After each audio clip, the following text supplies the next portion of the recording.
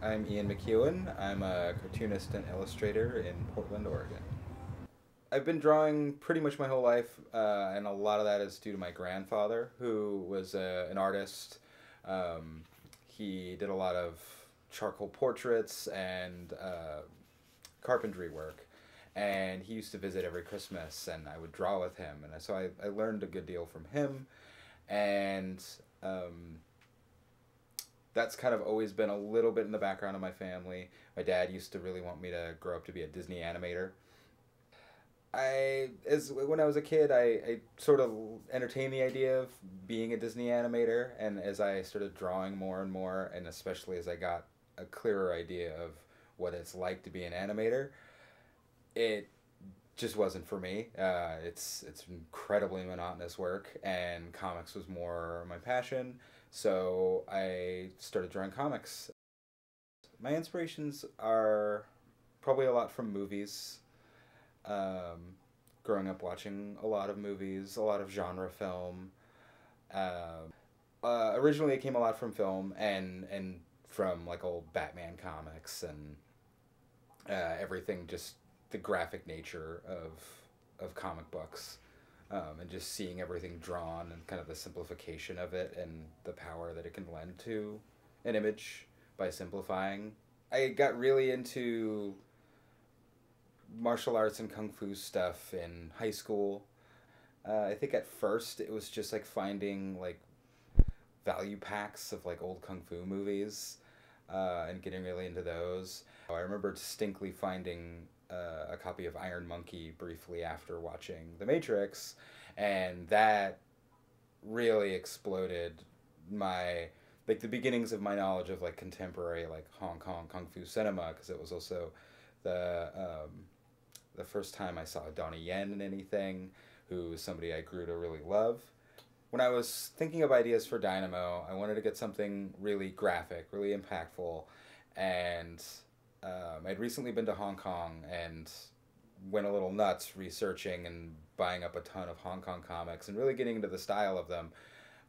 It's something I've been slowly working on, kind of integrating into my own work, and a lot of those comics utilize a lot of motion lines, a lot of what everybody just calls speed lines.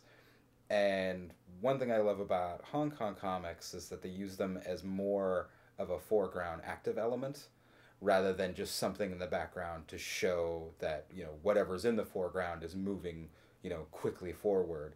So what's really great about this movie is that I get to draw on the cover pretty much all of the different guys that he fights in the movie, and he tours all over the world, and he ends up fighting. I did a couple of like small character sketches, um, and he tours all over the world, and every single guy he fights is looks radically different.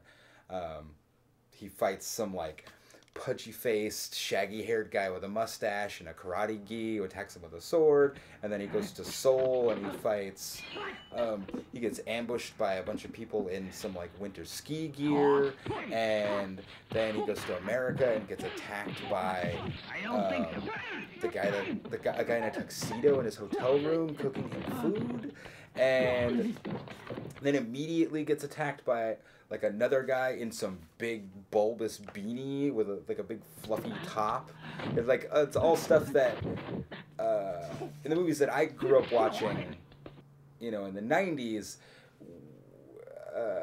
Like I'm used to like action movie thugs looking a little bit more like serious, like dark colors, slicked back hair, looking mean, and the fact that like a guy can just wear like a colorful parka, it's like white with these like stripes, and it's so vibrant, and it just adds a lot to the action. Bruce looks very modern himself, wearing his tracksuit, very very unperiod. It's very like, you know, it's the iconic tracksuit. It's practically a superhero outfit. Well, I really wanted to utilize the yellow to be the dominant color, to be this force that's ripping through the cover, that is ripping through the contrasting color of all the opponents, creating sort of like a swirling rainstorm of carnage behind him as he stands centered, pretty much defined just by his shading, dropping out a bunch of the contour lines to allow like the carnage of the bodies behind him to define his figure.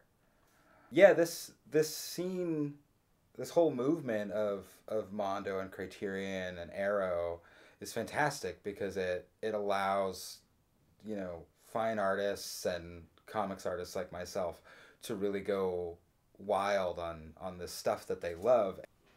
It's great for me as an artist.